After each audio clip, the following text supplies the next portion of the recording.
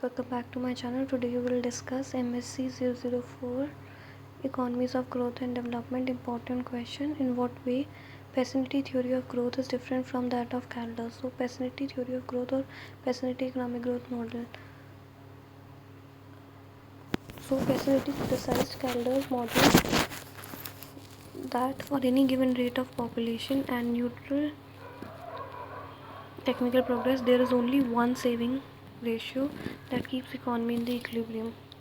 According to Peasantry, in any type of society, individual कब save करेगा part of their income? जब उन्हें allow किया जाएगा उसे ओन करना, अदरवाइज़ वो सेव ही नहीं करेंगे. ठीक है, तो this means that the stock of capital which exist in the system is own by those people. मतलब दोनों से ओन होगा, कैपिटलिस्ट और वर्कर्स दोनों से, who in the past have made corresponding saving. जिन्होंने पास्ट में सेविंग की होगी वही ओन करेंगे स्टॉक ऑफ कैपिटल. ठीक है, उन्होंने टोटल प्रॉफिट, पेसेंटी ने टोटल प्रॉफिट को दो कैटेगरीज में डिवाइड किया: profits which accrue to capitalist and profits which accrue to workers. क्योंकि दोनों ही सेविंग करेंगे तो दोनों ही इन्वेस्ट करेंगे स्टॉक ऑफ कैपिटल में, तो दोनों को ही प्रॉफिट्स मिलेगा. ठीक है, क्योंकि प्रॉफिट क्या है, एक तरीके से रिटर्न है ऑन इन्वेस्टमेंट.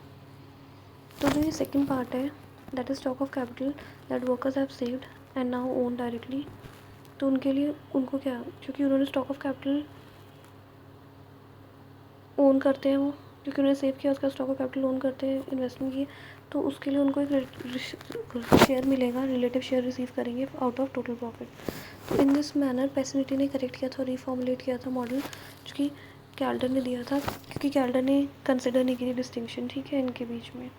तो this was the major difference जिसमें Pasinetti theory of growth is different from Calder.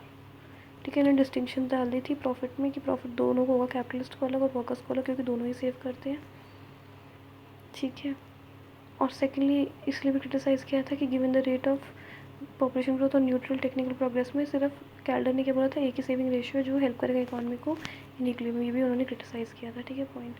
Now will discuss और कंपेयर करेंगे और कॉन्ट्रास्ट करेंगे कैल्डर मॉडल और पेसेंटी मॉडल को. ठीक है, तो पहले हम सिमिलैरिटीज़ की बात करेंगे. तो दोनों मॉडल, कैल्डर और पेसेंटी का, डायनेमिक है इन नेचर, और वो क्या कंसिडर करता है, टेक्निकल प्रोग्रेस को as an important element of economic growth. ठीक है,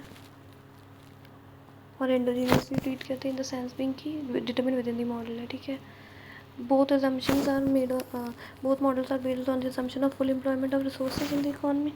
डिसिमिलैरिटी क्या है, देखो पेसेंटी ने ज़्यादा लॉजिकल फॉर्मुलेशन दी थी. ठीक है, as compare to Kaldor model. और पेसेंटी ने did not assume that the propensity of workers to remain constant. ठीक है, propensity to workers की constant नहीं रहेगी. सेकेंड, उन्होंने assume नहीं किया था, क्योंकि Pasinetti did not assume that workers do not save at all.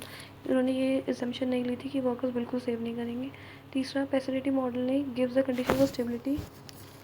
पेसेंटी model ने एक कंडीशन दी है स्टेबिलिटी की, which Kaldor model did not give logically. तो ये तीन डिसिमिलैरिटीज़ और दो सिमिलैरिटीज़ है between Kaldor model and Pasinetti model. That was all for this topic. Thank you guys to like, share and subscribe my channel, and do comment which next topic you want me to prepare a video for you guys. Do subscribe my channel. Thank you.